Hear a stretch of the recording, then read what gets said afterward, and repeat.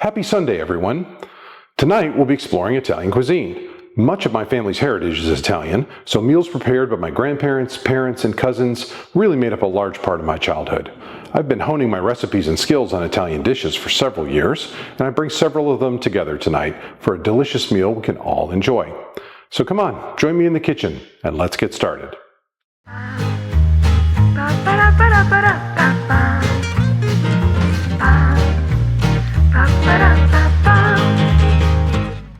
Before we jump into this meal, it's always best to pull together a plan. This meal starts with a cake that you can make the night before or several hours ahead so it has plenty of time to cool. Then I'll be starting my smoker up about 3 hours before mealtime to make the Italian sausage. And finally, the pasta sauce, the passata to feed that sauce, and then of course the broccoli rabe and the polenta will do a little closer to mealtime. To start, we're going to jump right into dessert. Tonight I'm making a limoncello and ricotta almond cake. This is gluten-free, chewy, delicious, has great flavors both on the citrus side as well as the almond side, and it will keep for several meals. This you can do the night before or even up to 6 hours ahead of time to give it enough time to cool before dinner. We will need the following ingredients for this cake, and as always, you can find detailed recipes on mylegacycooking.com. We'll need 1 stick of unsalted butter that's been softened to room temperature, 1 1/3 cups of sugar, 1 cup full-fat ricotta, 1 teaspoon vanilla, 1 lemon, zest only, 3 eggs at room temperature with the yolks and whites separated, 3 tablespoons limoncello liqueur, 2.5 cups of almond flour, 1 teaspoon of baking powder, and sliced almonds for decoration. When a recipe calls for lemon zest, the key is to just grate off the yellow skin and get as little of the underlying white pith as possible. The skin gives you that great lemon smell and flavor, but the pith is quite bitter and not very pleasant to eat. Use a small micrograter, one with very small holes in it, to run from the top to the bottom of the lemon in single passes to avoid biting too deeply into the pith. You should think about this as you're actually rolling the lemon along the grater versus just purely pulling down on the grater. We don't want to go too deeply, and then we can use all that wonderful lemon zest coming off our lemon for our dish. Another helpful technique for baking is to use parchment paper to line the bottom of a cake pan. This will make it much easier to serve the cake without it sticking to the pan. Start by tracing around the bottom of your pan onto the paper. Cut out around the trace circle just inside the pencil lines. Place the cut parchment paper at the bottom of your pan and apply butter or cooking spray on top. Now that the butter is warmed to room temperature, beat the butter and the sugar together until fully incorporated. Add the ricotta cheese, lemon zest, and vanilla. Then add the egg yolks one at a time, continuing to beat on medium-low speed between each egg. And then finally add the limoncello, almond flour, and baking powder. Transfer this mixture to a large bowl and clean out the mixer for the next step. Beat the egg whites on medium-high until you see stiff peaks form. This action incorporates lots of air into the egg whites, giving your cake volume and a great texture. Once the egg whites are ready, fold them into the rest of the batter. You want to use a spatula to gently overlap the egg whites over and over through the batter rather than mixing it all together. Transfer the batter to a well-greased 9-inch spring-form cake pan and bake for 55 minutes at 325 degrees, covering it with foil about halfway through to keep the top from burning. For the sausage, we're going to turn regular ground pork into Italian sausage and then give it a bit of smoke on our smoker. The Italian sausage starts with ground pork, into which we're going to mix a number of spices, including dried parsley, black pepper, salt, paprika, red pepper flakes for spice, finely minced garlic and onion, fennel, and Italian seasoning, which is typically made of dried basil, oregano, rosemary, marjoram, and thyme. If you want to skip this step, just use some regular bulk Italian sausage from the grocery store and pan fry it.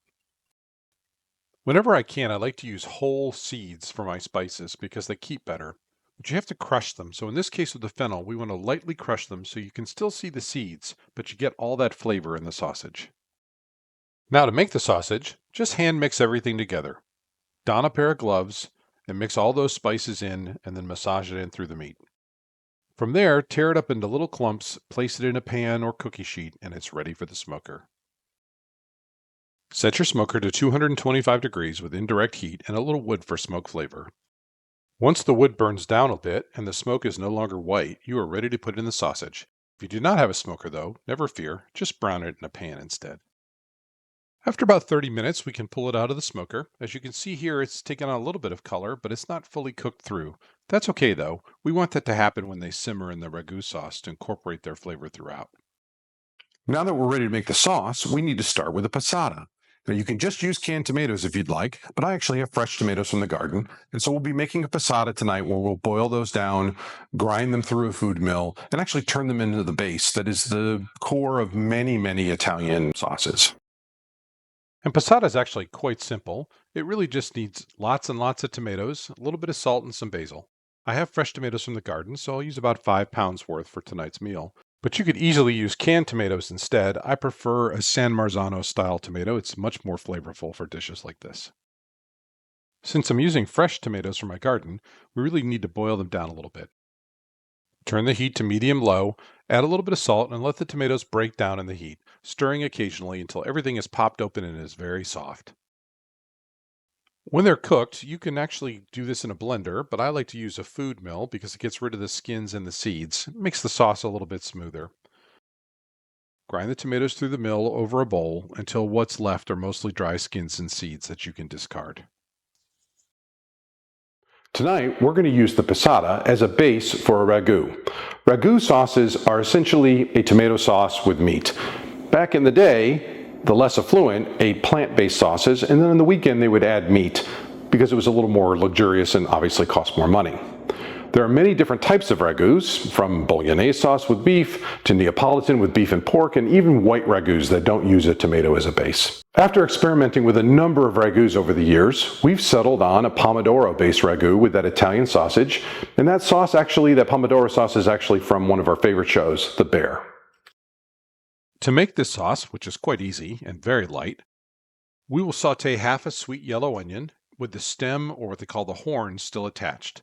We'll add garlic, red pepper flakes, basil, tomato paste, salt, and the passata that we made earlier. And we can reuse that pot from our passata. Just clean it out, add some butter and olive oil. Olive oil can take the heat better than butter, so the butter won't burn.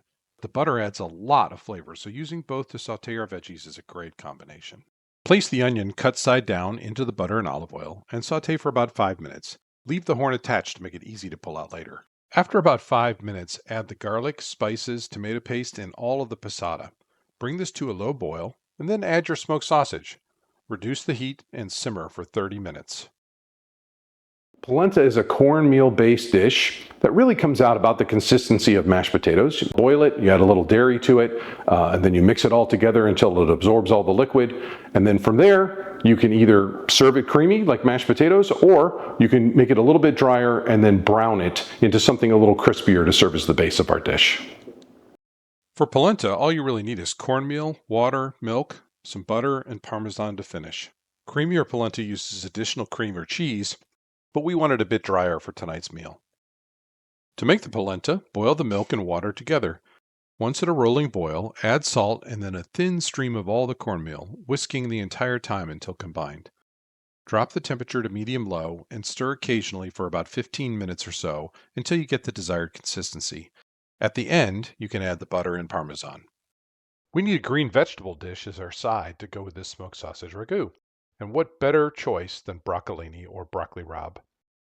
Broccolini is a crossbreed between Western traditional broccoli and Chinese broccoli.